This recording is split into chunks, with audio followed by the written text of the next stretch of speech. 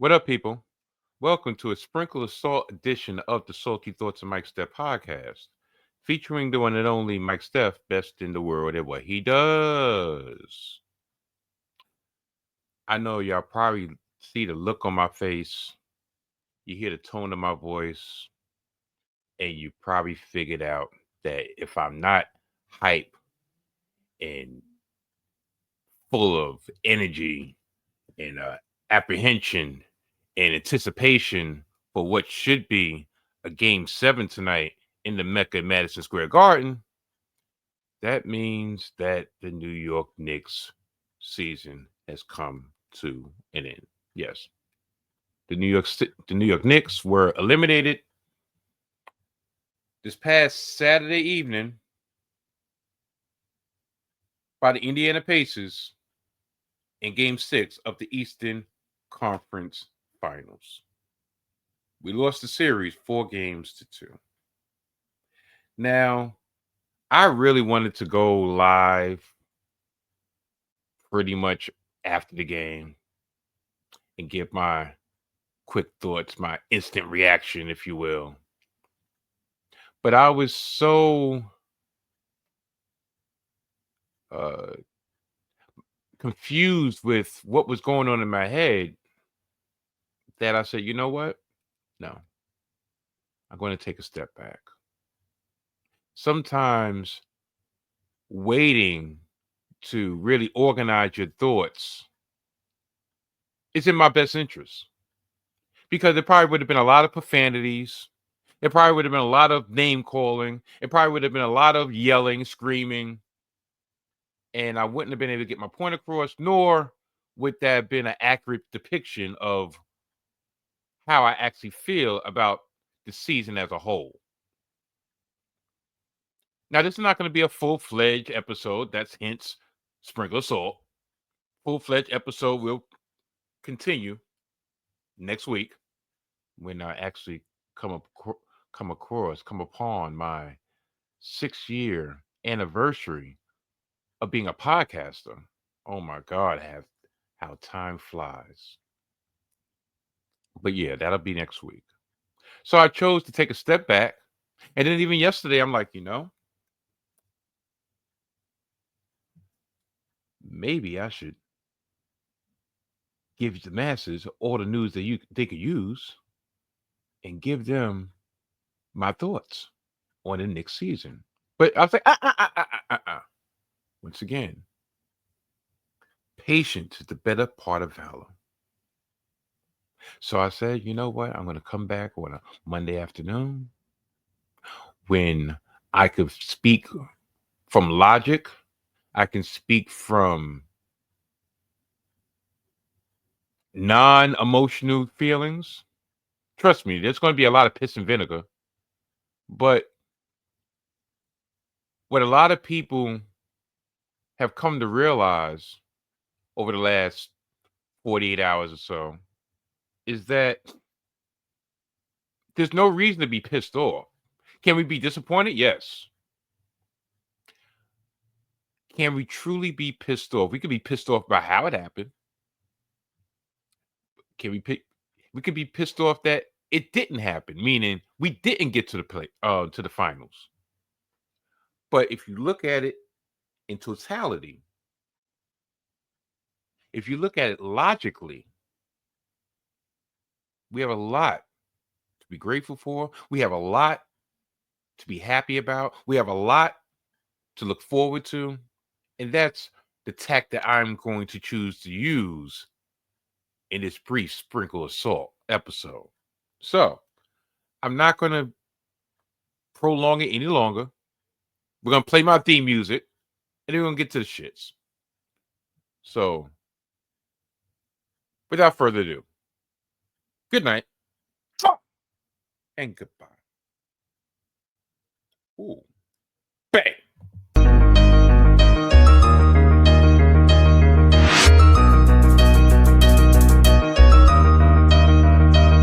Salty thoughts of Mike Steph, this marks a new beginning.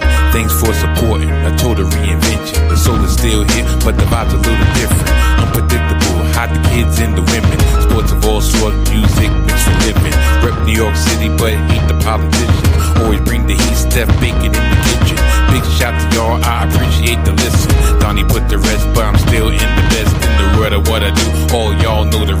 I live it, I breathe it, I'm the whole definition. The pinnacle, the ultimate, I'm on a new mission. The salty thoughts of Mike Steph, featuring the one and only Mike Steph, the best in the world at what he does. Tap in.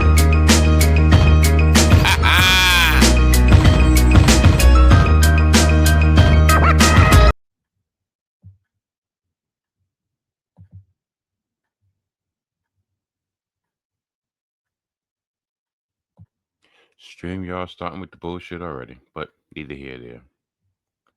The New York Knicks lose to the Pacers in 6 games in the Eastern Conference Finals. You know what the most infuriating part of this game was? The most infuriating part of this elimination was that we had to not only lose to this cocksucker that's currently on your screen for all my YouTube viewers, it's the fact that we had to watch this cocksucker walk around with the Eastern Conference trophy in his hand. Oh, plus, he actually thought that he was going to be the Eastern Conference Finals MVP. In what world? You see what kind of delusional dude he is? But neither here nor there. We'll get to him later. This game itself was infuriating on so many levels. We started out the game out the gates early with a 9-4 lead. And after that, it would not be an overstatement if we said it was downhill from there. It was an uphill climb the rest of the game. The Knicks were fortunate to only be down by 4 at the half, 58-54, largely in part to OG Anunoby, who ended the half with a jumper that brought us within 4 that kind of quelled the run that Indiana was on. But as what has happened throughout this series, we did not come out in the third quarter with the prerequisite intensity. Instead, we came out flat. The total opposite of what happened in Game 5, in which we came out and put our foot on their throat and didn't allow them to get within our arm's reach. It was almost like this game, actually, if you really think about it, this game was the total opposite of Game 5 at home.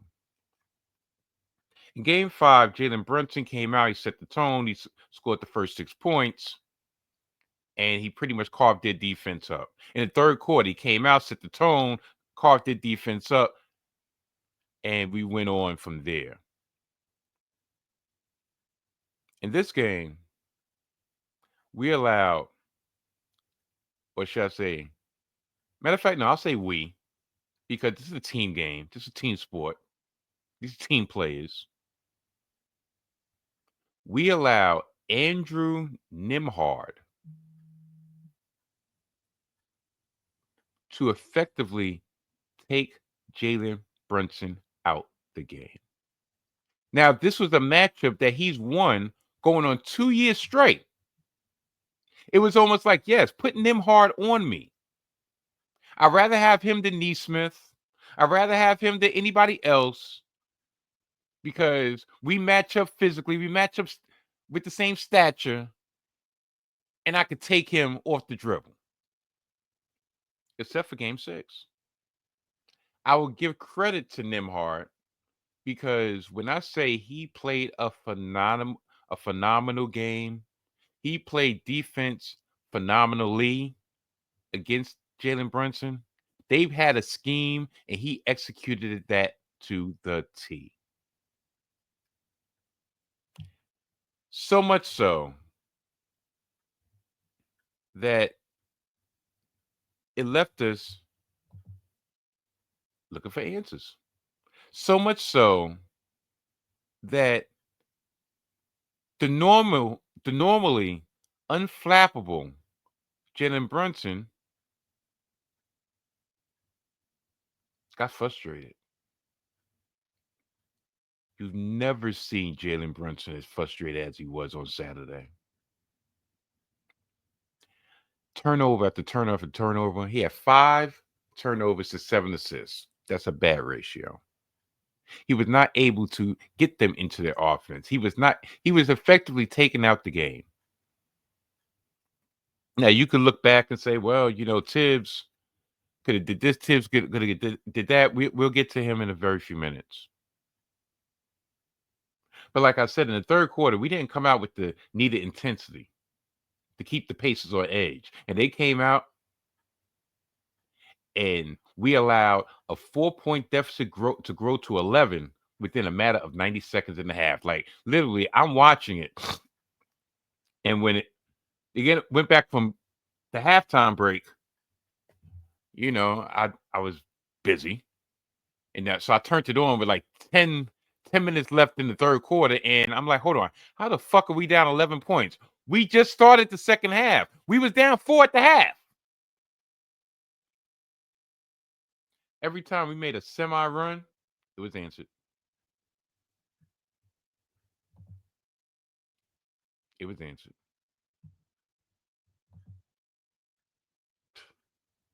Either that or it was another mind-numbing turnover after turnover after turnover after turnover. Or a wide open outlet pass that leads to a fast break opportunity. Matter of fact, not a fast break opportunity, an easy 2 for the Pacers. Over and over and over and over again, there was wide open opportunities for the Pacers. And on our side, it was a steady grind. Now I'm going to get into the stats a little bit because these are just disgusting. The Knicks committed 18 turnovers that were converted into 34 points for the Pacers. Conversely, the Pacers committed 12 turnovers, and we only converted those 12 turnovers into 13 points. 3-pointers. Oh, my goodness. Oh, my goodness. 3-pointers. Listen to this discrepancy. And it's actually worse than the numbers say. The Knicks, we were 9 of 32 from 3. The Pacers was 17 of 33 from 3. Now, if you take away the 4 3-pointers in which Landry Shamet shot and made, he was 4 for 5, but no. Those 4 3-pointers were all, you might as well say, in garbage time, the last 3 minutes of the game. Game was over. So up until that point, we were 5 for 27 from 3. There was, matter of fact, I'll continue with the stats, and then I'll give my little soliloquy. Free throws in an elimination game. We shot 65% from the line, 17 of 26. Cat himself, yeah, he's going to be my battering ram. Matter of fact, he's going to be my stepchild, my baddest stepchild, so to speak, because he's going to get all of my inks. Cat, I believe, was like 3 of 7, 4 of 8, something like that. I know he missed free throws at the most inopportune times, as he normally does. Why? I don't know. It's just his thing. The Pacers, on the other hand, they shot 84% from the line, 16 of 19. OG was our OG. He led us with 24 points. And tell you the truth, if I could say out of our starting 5, he was the best player out of our starting 5. Out of our max players, he played the best. Because in a roundabout way, this is how we're going to have to start really thinking about and holding people to the standard in which they're paid. OG maxed out. He makes like 50 million a year, and I can't lie. He came through in the clutch, even though there was no clutch time to be said. 24 points. Carl Anthony Towns had a quiet 22 points, quiet 22 and 14 rebound performance. But look at it this way. He only had 11 points going into the fourth quarter. And unfortunately, our captain, Captain Brunson, he had 19 points for the game, 8 of 18 from the field with 5 turnovers. But also, going into the fourth quarter, do you know that Brunson only had 10 points? We're not going to win. We're not going to win with him having 10 points within 3 quarters. Because conversely, in game 5, he had 30 points going into 3 quarters. How we go, how Brunson go is how we go. It's as simple as that.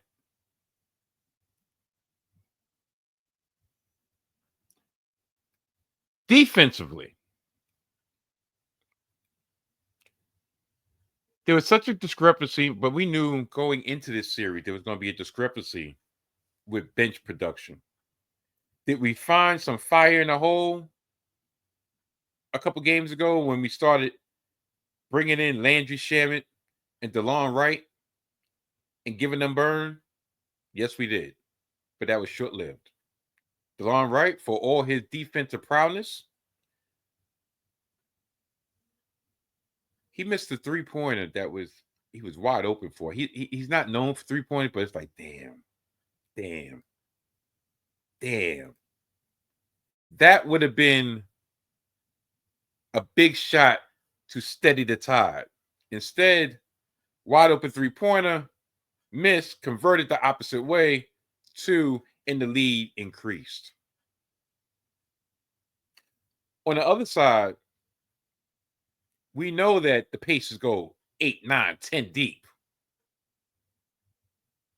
But we allowed Thomas Bryant to come in to in the third quarter, and hit corner 3 after corner 3 after corner 3 after corner 3. We allowed him to come in and drop 11 points off the bench. Thomas Bryant. Effing Obi Toppin dropped 18 on us with energy plays, dunks, threes, the whole 9. He really got his revenge on Coach Thibodeau, didn't he? I think the only person I actually respect on the Pacers is Pascal Siakam. Because he's the only person that stays the same. Energy is the same. I said it before and I said it again. I hate front runners. I hate when the getting is good, you want to talk mucho shit. But when you get in the ass bustle, even when the outcome is in doubt, you quiet as a mouse. Pascal Siakam, same. Same all the time. He was a deserving Eastern Conference Finals MVP. An award that Mr. Halliburton just assumed that he was going to get. Hence, the cocksucker at heart. Hence, why I call him what I call him. Piece of shit. Anybody who does this, and I don't understand why ESPN even leans into this, but I know why, because they need the notoriety. They need the sensationalism. They need a poster child to shit on New York. like we don't know y'all be at Seaport. You saw how those Knicks fans were acting. You saw how we get down. Matter of fact, not we. You saw how some of us get down. You really think sponsoring this bullshit is the right way to go? I don't think so. I don't think so. Anyway. Now, do we run it back? Do we run it back? I'm going to give you some quotes. And then I'm going to give you my opinion on whether or not we should run it back with the same core. I know the bench is nothing. All of our bench, besides the rookies that we neglected to play, are free agents. You mean to tell me, and maybe I'm getting ahead of myself, but still, you mean to tell me that Tyler Kolek couldn't have given us more off the bench than Cam Payne? Yes, Cam had some good games, but for the most part, he had a down season. Those were minutes that you could have used to develop Tyler Kolek, but I'll get to that in a very few minutes. Jalen Brunson was asked if he thinks that the core the team have is enough to get to the chip. The most confidence, Cap said. Overconfident. Seriously, there's not an ounce of any type of doubt that I'm not confident with this group. End quote. Now, last offseason, to get to where we are right now, we made 2 moves. Matter of fact, 3.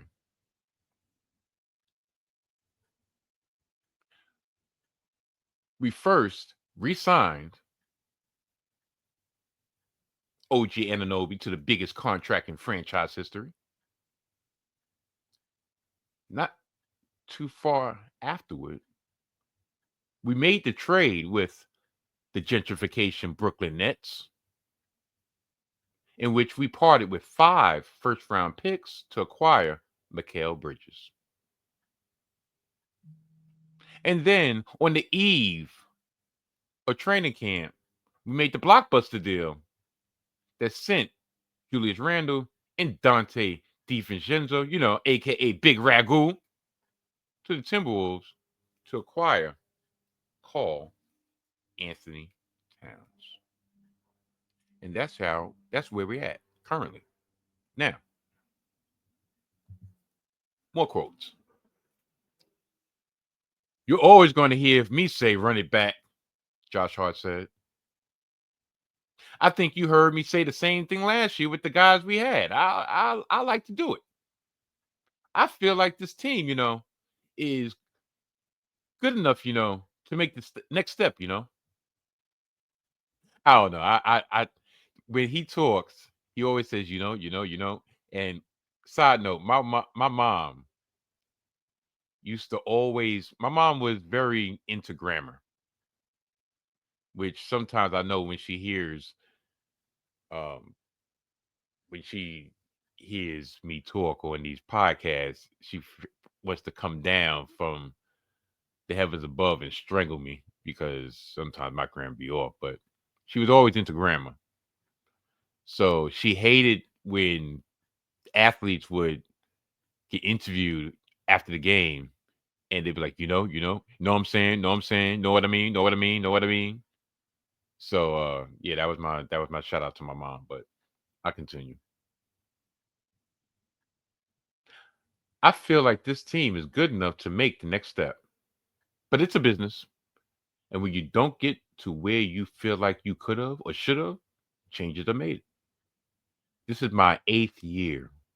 Damn, I didn't realize he's been in the league for 8 years. This is my 4th organization. Remember, there was a time, I mean, shoot, this is his 3rd year, 2nd full year, but 3rd year with the Knicks. That means in his first 4 years, first 5 years, he went to 4 teams until he stuck with the Knicks. And tell you the truth, I didn't know that Josh Hart was this level of player. I knew he was a steady player. I knew he was a solid player, but I didn't know he was this level of player. I continue. I had 6 or 7 coaches. It's tough. We're going to have to see. Don't think you can ever be too comfortable.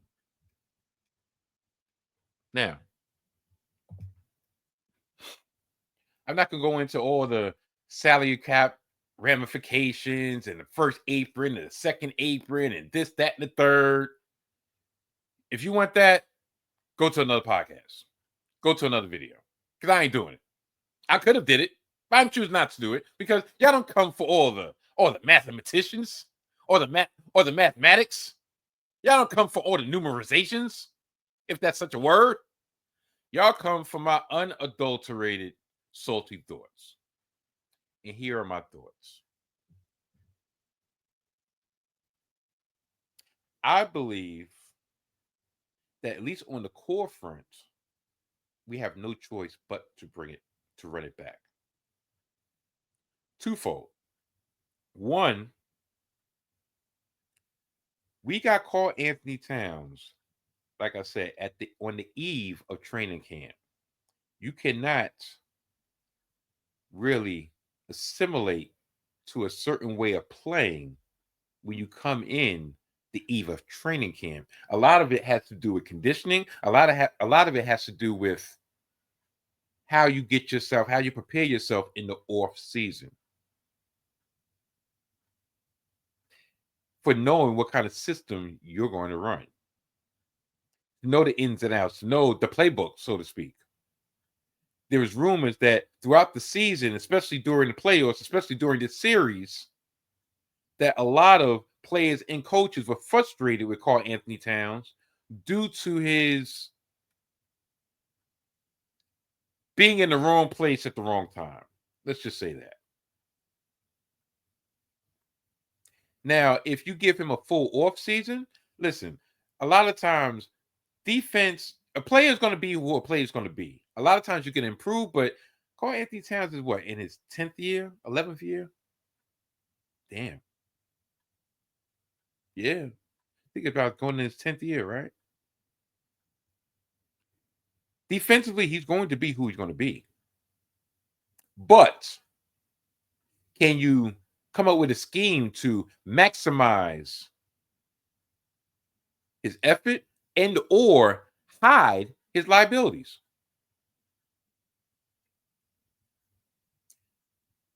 A lot has been said that this is not the prototypical group collection of players that Thibodeau would like to have at his disposal for defensive purposes, because he's a defensive coach first and foremost. I would agree. But if you gave him an off season to go in the lab and say, listen, all right, maybe I might have to extend my rotation, but even if I don't extend my rotation, this is going to be my top 7, but I'm going to have to utilize them in certain ways. I say that's worth a shot. Also, if you think about it, this team was put together for the express purpose, whether or not people want to believe that, whether or not people want to realize that, this team was built to beat the Celtics. It was built to beat the Celtics. Think about it. 2 wings. There's a reason why we traded all that draft capital to get Mikal Bridges. What was it for? A skill set? Yes. But specifically for his stature, for what he was supposed to bring to the table, which was supposed to be a defensive force to go against Jaylen Brown and Jason Tatum to match up with OG. So therefore, our duo can match up against their duo defensively. Try to neutralize them as much as possible and keep it close. And Jalen Brunson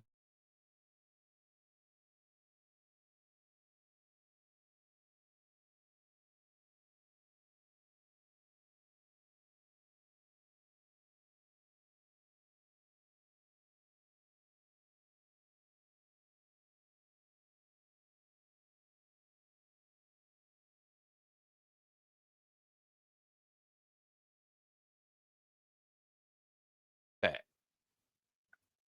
Even Al Horford, stretch 5 versus a stretch 5.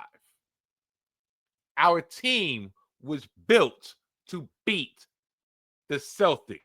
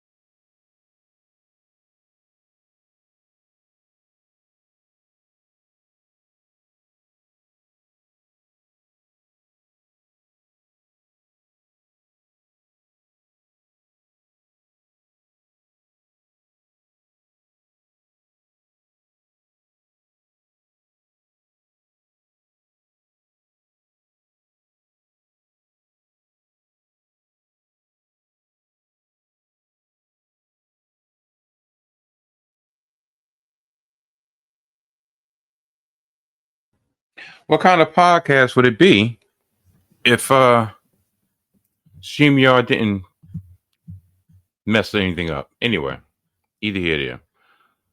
What I was saying before I was so rudely interrupted was this team was built to beat the Celtics. Okay. Now the Celtics, I'm not going to say they're not a factor, but they're not the factor who we thought they were going to be going forward. Unfortunately, due to the unfortunate injury of Jason Tatum, right? So, who has eliminated us the last 2 years? The Pacers. Why have they eliminated us the last 2 years? Depth and style of play. Now, the great teams dictate style of play. They don't assimilate. Or they're able to assimilate.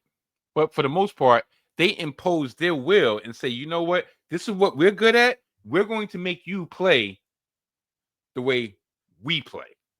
We're not going to feed into your foolishness. And unfortunately, the Knicks right now, with the personnel that we have, or the StreamYard, I hate y'all. Anyway, so with a full off season, make little tweaks on the boundaries, keep our core intact, but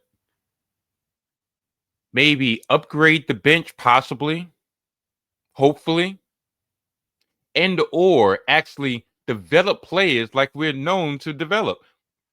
Look what Mitchell Robinson has accomplished. I mean, maybe we might need to use him as trade bait to strengthen the bench. But at the same time, that's a tricky one because on one hand, you need Mitchell Robinson for defensive purposes to actually hide or to take the load off of Karl Anthony Towns. But at the same time, can we depend on him being healthy? And if we can't depend on him being healthy, well, right now, while he's actually healthy, can we use him as trade bait to actually, let's say, solidify what he gives us, but just twofold? I don't know. These are questions that need to be answered. But we have to, what I believe is we have to go into next season. Well, matter of fact, we have to go into this off season looking at it like this. Who's the team to beat? Indiana. I'm not saying discount Cleveland, but Indiana is the team that we need to beat. I'm not saying mold our team around just beating Indiana. We need to be a little more flexible because it seems like, all right, once we went past Detroit, once we went past Boston, we're thinking Boston was going to be the quote-unquote final boss. The final boss. But Boston was not the final boss at all. Boston happened to be, they wasn't even King Cooper. Fuck that! Clear, guys. Fuck that! You shut your mouth. Doesn't mean that this shit stops. The rest doesn't give a fuck. Yeah. So that brings me to my next topic of bringing people back, bringing things back, running it back. Hopefully before I get interrupted or lose my stream again. Should Coach Thibodeau be brought back? Should he? I asked that question very honestly. I personally think he should. Why shouldn't he be? Tell you the truth, I don't want to really hear anything else. If he shouldn't be brought back, who should it be? Who? Who's better right now that's available? Who? I mean, better as in, think of it this way. What coach is better right now that's available that can take this group of players to 2 more wins to get to the finals? Or can be +6 in the win column in the playoffs? I'll wait.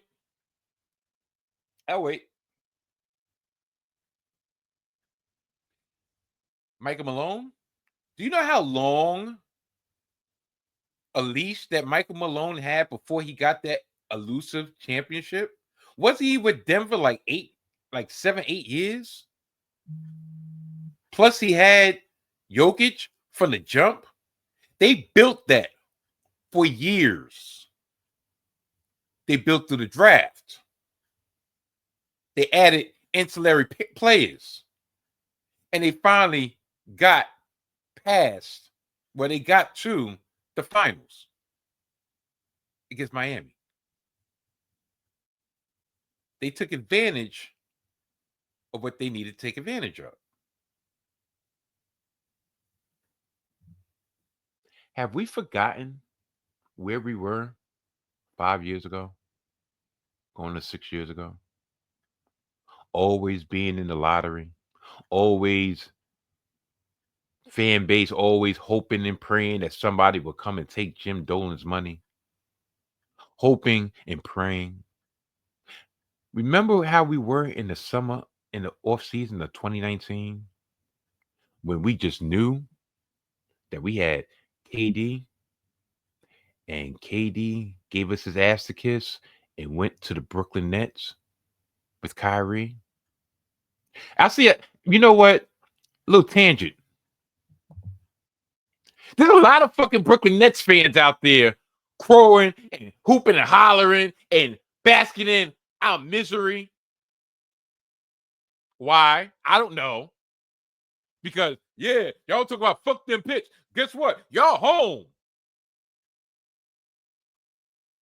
Y'all had the greatest collection of offensive basketball players in recent history and could not even get to the Eastern Conference Finals. If I'm mistaken, y'all, the last time y'all had got to the playoffs, y'all got swept by Boston in 4 games.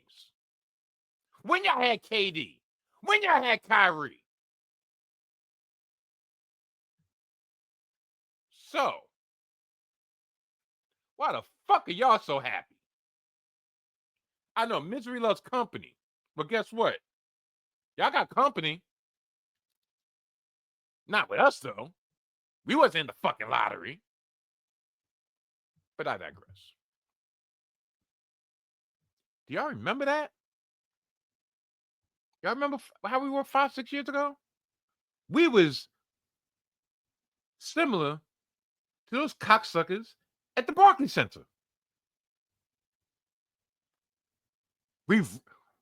We did a John Cena. We rose above hate.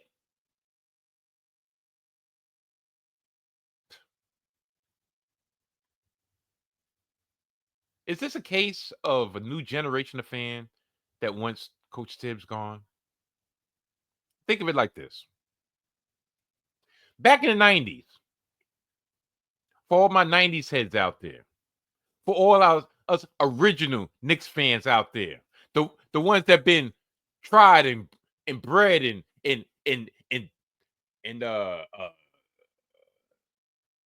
just ingrained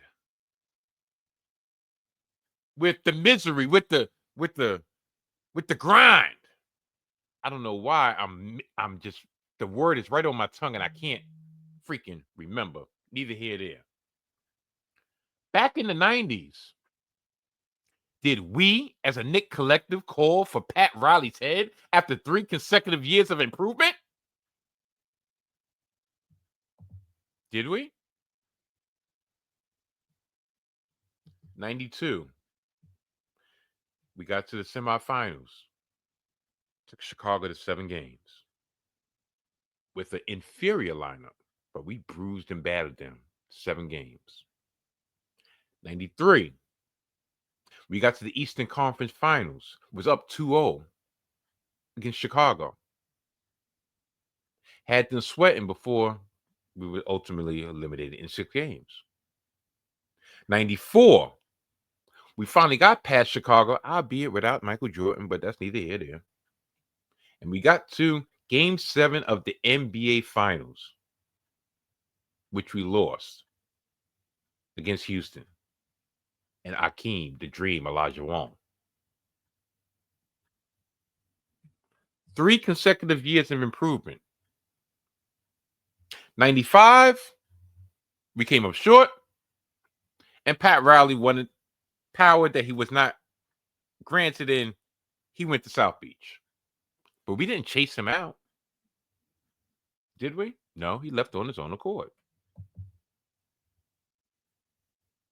In the late 90s, when the Knicks made miracle runs in 99 and 2000, did we run Jeff Van Gundy out of town?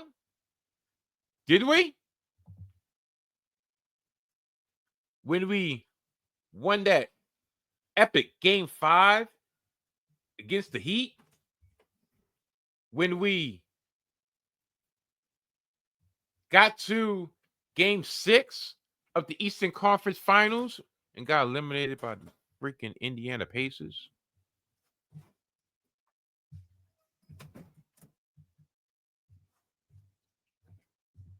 Did we run him out of town? No. Unfortunately, he quit. He quit too. But we didn't run him out of town. Right? So, why now? Now, for his own part, Thibodeau believes that the next step is within reach.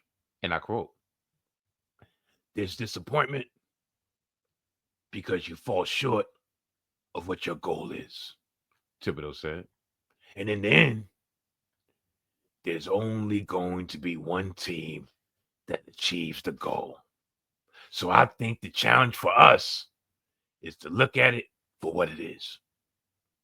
We finished in the top 3, but we're falling short of the ultimate goal. For us, is to use that as motivation and determination to work all summer to prepare ourselves to make the final step to keep improving so we can achieve our goal. I think that's the way we have to approach it. And that's the way we have to look at it. It's an improvement from last year, but it's ultimately not what our ultimate goal is. Now, end quote. We will probably run it back with this core, and we will probably run it back with this coach because that is what the captain is going to want.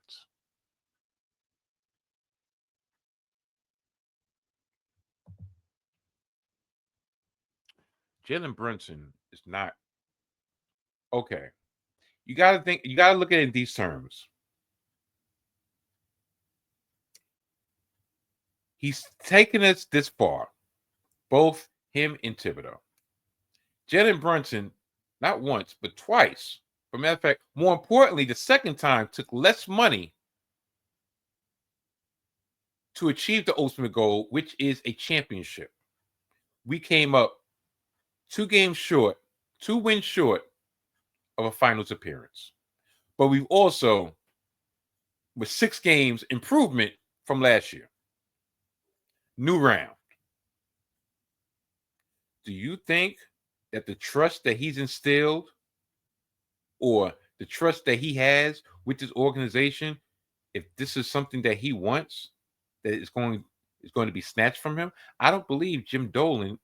I believe Jim Dolan is finally able to walk the streets of New York without being harassed about sell the team. That he's actually being praised for the team that he allowed to be built. I don't think he wants to go back to those dark days of he doesn't know what he's doing. Trade, sell the team, which he's never going to do.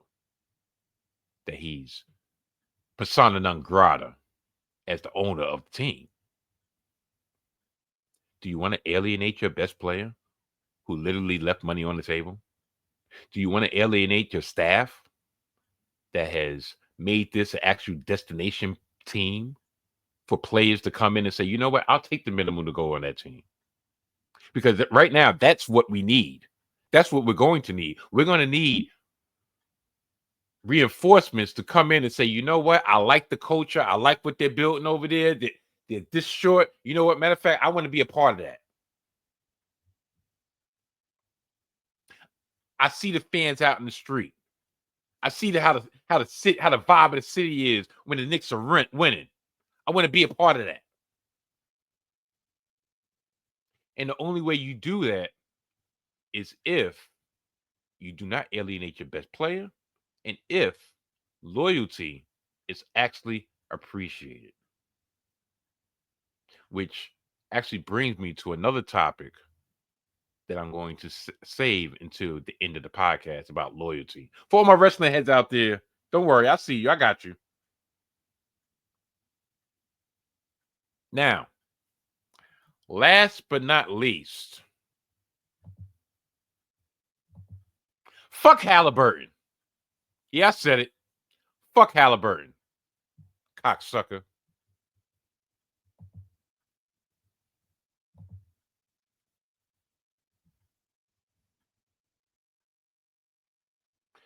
Do you know that Sunday afternoon, HALIBURTON took the trolling a step further by going on social media and sharing a little bit less than a minute video of I Get Money by 50 Cent? Because the chorus of that song is, I run New York. I run New York. See, this is why people don't like him. Now, my bro from Arizona, my bro, one half for gimmick infringement, Tyler McDowell Blinken, woke me up this morning, or late this afternoon, with this. Something that I made a point not to bring attention to, but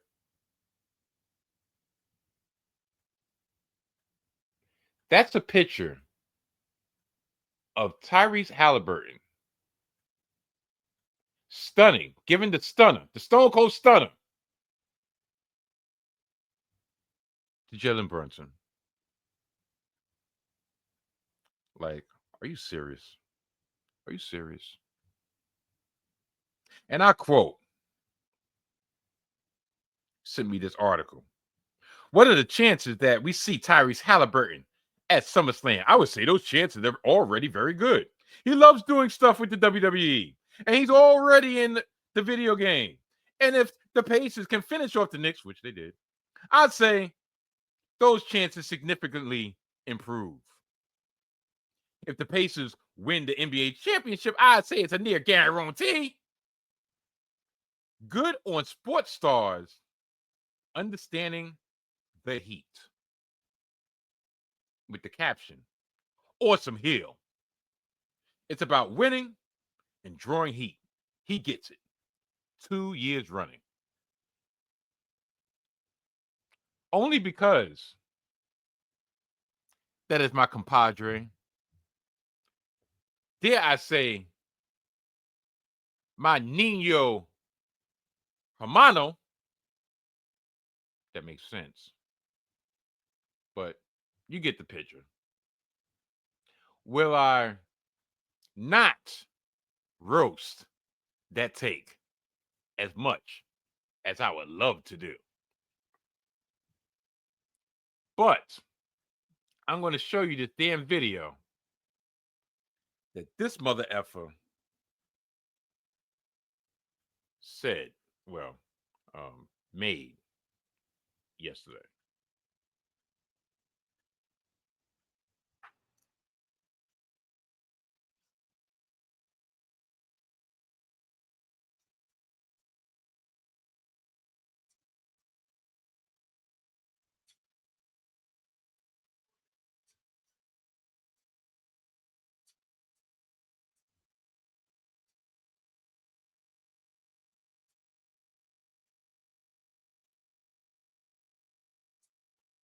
You know, I'm going to cut that off before they try to copyright my shit. Copyright strike my shit. But you get it. Piece of shit. I swear he's a piece of shit. Normally, this would be the time that I was like, you know what? Salute. Y'all won. Blah, blah, blah, blah. No, but fuck that. Ain't giving them no credit. If it wasn't for us committing all these turnovers, it wasn't for us coughing up game one, if it wasn't for us, we lost this series. Y'all didn't beat us. We beat ourselves. All the Knicks haters out there. I don't understand. 52 years. 52 years. 52 years. We haven't won a championship. But yet y'all still on our shit. Yet y'all still on our job. Why? Why? I ask you, why? Y'all media pundits are so damn happy. Why? Because y'all new darlings are still alive. SGA, the fashion icon. Halliburton, the front running troll. I ask again and again and again, why such the hate for a team that has not won a championship in 52 years? Why do we have to be the butt of your jokes? Is it just an old New York thing? The Knicks, the Mets, the Jets, same shit. Y'all would rather celebrate a petulant front runner from a team that with all than a team with all its flaws has the heart. Can't say the heart of a champion yet because we haven't won anything. That a leader who a team whose leader should be commended for playing the right way, for having the right motivation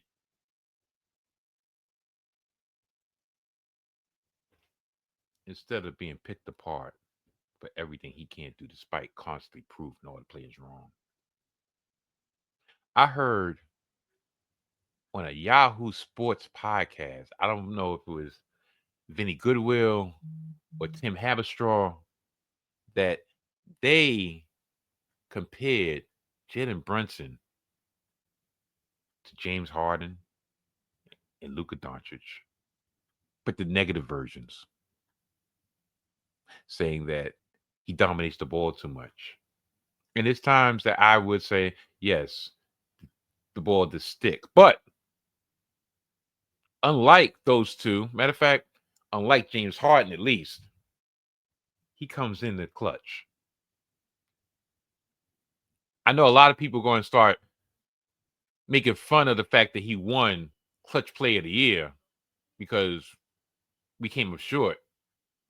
But you know what? You know what I got to say for y'all? Fuck y'all. Straight like that. Straight like that. Well, people, that brings us to the end of another edition of the Salty Thoughts of Mike Steph podcast, a Sprinkle of Salt edition.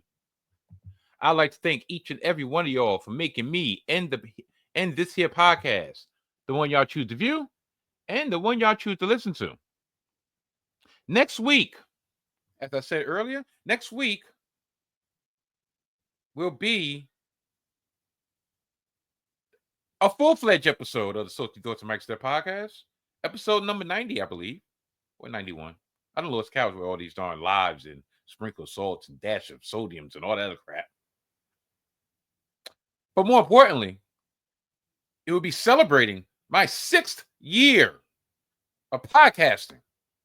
Yeah, I know a lot of people are probably like, damn, you haven't put up an audio podcast in like a month. There's reasons for that. One, right now, if you want to listen to the audio version, go on YouTube Music and it's available. Also, I'm kind of like somewhat boycotting Spotify for Creators app, but I'm a cheap mother effer because being the fact that I don't get no revenue from this, it's strictly a passion project. I refuse to spend more than this $45 a month that I hardly even use this platform for. Speaking of StreamYard, $45 a month and I get glitches. $45 a month and I get nothing but problems. So much so that I end up recording more from my trusty ass Samsung S24 Plus and its 4K capabilities than from in front of this camera on this laptop into this mic on this shitty ass platform that's named StreamYard that can only give me 1080p precision. But neither here nor there. I feel like StreamYard Spotify for Creators, the app that I started with.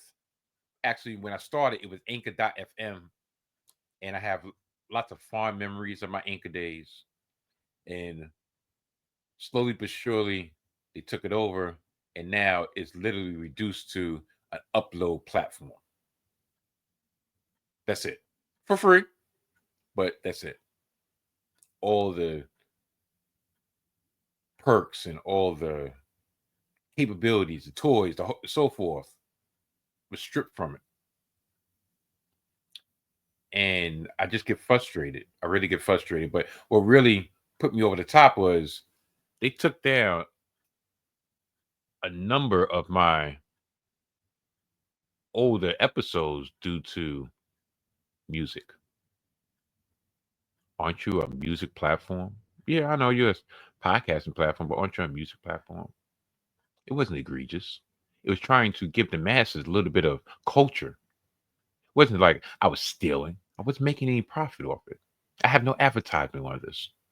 I don't even have a sponsor anymore. Well, I have a sponsor. I just haven't spoken of the sponsor, the Lewis Snapback Box. Only available in my apartment, more specifically in my bed. Yeah, That's for me. That's not from anybody else. So when they took down my last audio only episode for copyright reasons, I said, you know what? Fuck y'all. I don't need y'all. So I went over to rss.com and I created a feed over there. And I put up one episode. One! Because it's free for one episode. And then anything additional is $12 a month. And I'm like, listen, I'm already paying $45 for a platform that I hardly use. I might use 3 or 4 times a month. So what? That equals like $12 an episode. Am I really going to add an additional $12 so y'all can hear the sultry sounds of Mike Steph on audio? Or I'm going to force your asses over to YouTube and listen and hear me over here. So until I get my money right, my mind right, my money right, ready for war, you will only be able to see me on YouTube, and you will only be able to hear me on YouTube. You want audio shit? Listen to my archives. Now, last but not least, I did speak on loyalty. And I said, my wrestling heads, you will not be sorry. Word came down yesterday that R-Truth was notified that his contract would not be renewed by the WWE. R-Truth, aka Ron Killings, has been with the WWE for the majority of 25 years, save for 5 to 6 years stint in TNA, in which he was Ron the Truth Killings. Now, normally when it comes to these releases, I'm usually like, the IWC, fake outrage. Y'all don't give a fuck about these people. Why y'all acting surprised? Yo, homegirl was old. She was going to be shown the way. And R-Truth is 53 years old. But that's not why I'm actually going against the grain on this one. Loyalty. Now, there's no, because it's still early, there's no reason to believe, matter of fact, there's a lot of reasons to believe that he's being let go. Well, he's being allowed to expire, and they have no plans on bringing him back. Because I'm quite sure if there was negotiations, I don't even think there were negotiations. I think they were just like, you know what? Your contract is coming up. We're letting you go. Not WWE as a whole, but TKO Holdings, Endeavor, No Country for Old Men. In multiple ways. You would think that if anything, being the fact he's been such an integral part of the locker room, of the culture, of just WWE, he's never been a main event player. He's been a constant. And for them to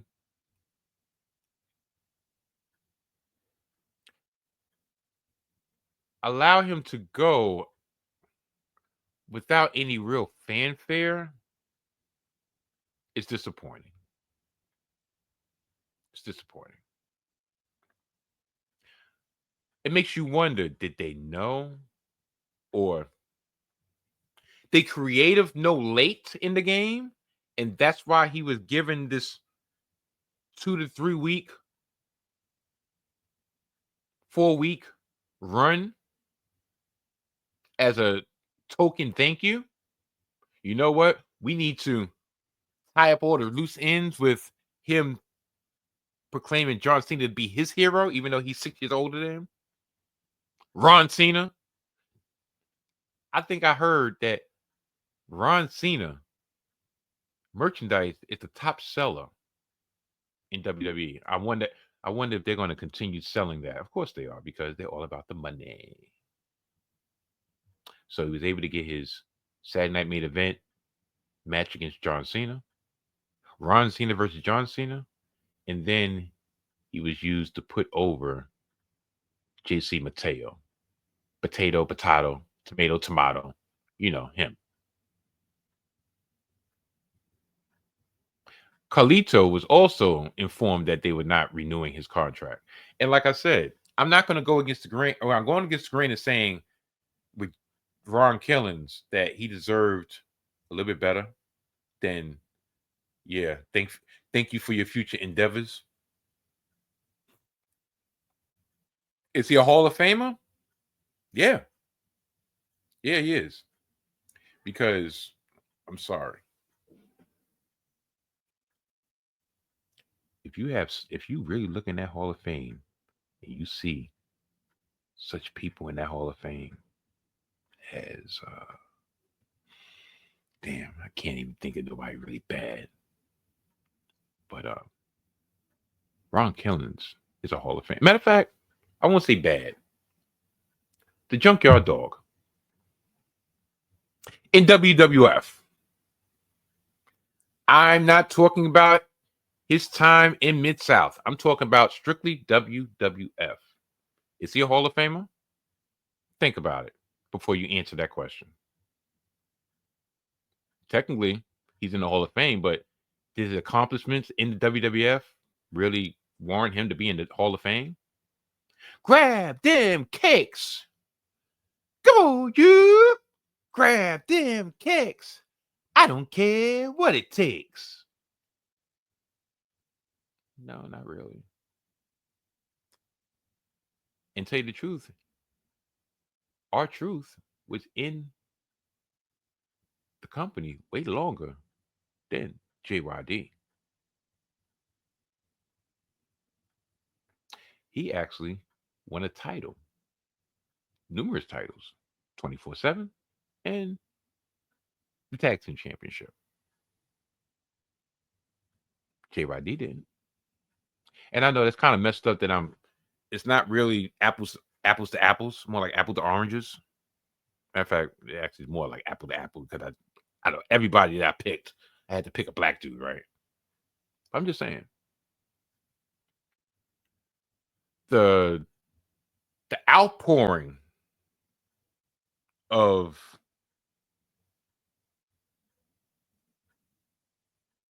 appreciation for R-Truth is telling. Now I'm going to read a couple of things, a couple posts from current WWE stars concerning R-Truth before I get out of here. This is from The Miz. Forming Awesome Truth with you was one of the best runs of my career. No one made me laugh harder. Your energy, heart, and smile lit up every room and every arena. You're not one of a kind. You're one in a lifetime. Love you, Truth. Keep shining. Rhea Ripley. In all seriousness, this is literally so heartbreaking. Thank you, Truth. Kevin Owens. I've said many times that there are a few people in this industry for whom I have unlimited respect, love, and admiration for. Ron Killings is at the very top of that list. An incredible, timeless performer with the unmatched ability to entertain and bring a smile to anyone.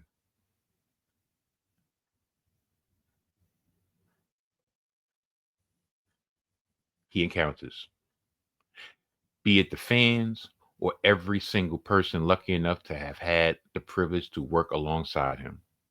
His kindness, humility, and infectious good nature makes him one of the most beloved people I've met in this industry, and the void that his absence will leave in our locker room is immeasurable.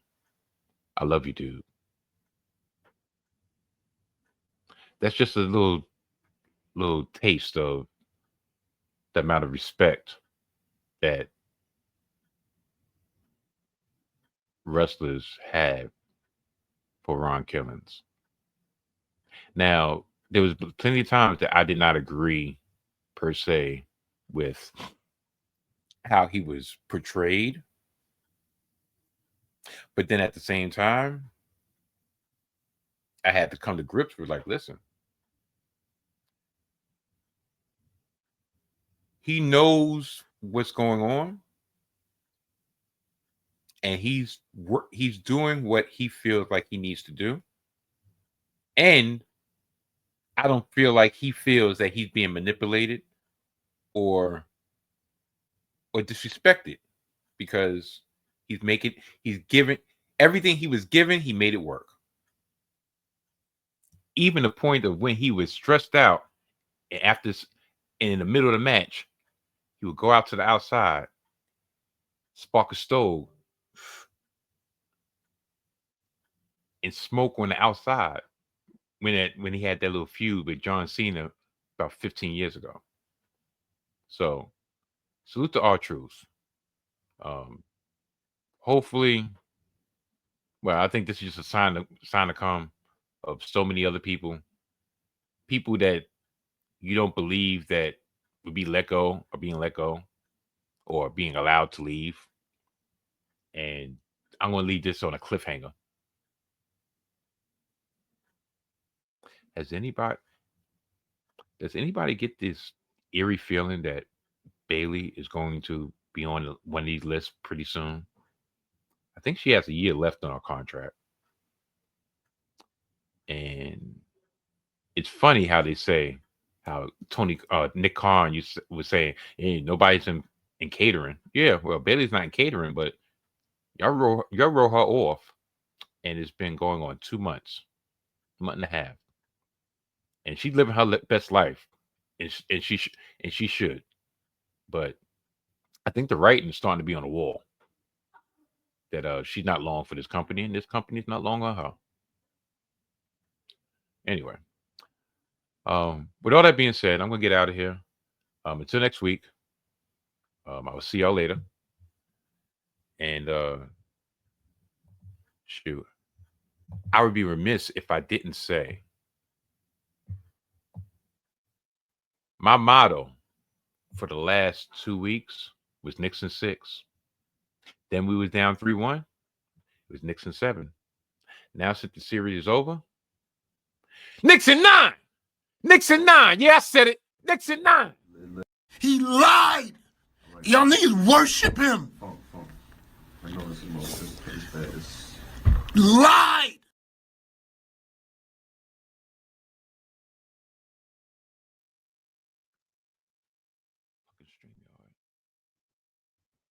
StreamYard just messed up my outro. He lied. Y'all niggas worship him. I know this is most that is Lied. I'll see y'all later. You want to say bye to people? See ya. I say, Hello. see. Hello, goodbye. Goodbye. Goodbye. Goodbye. What you eating? A BLT.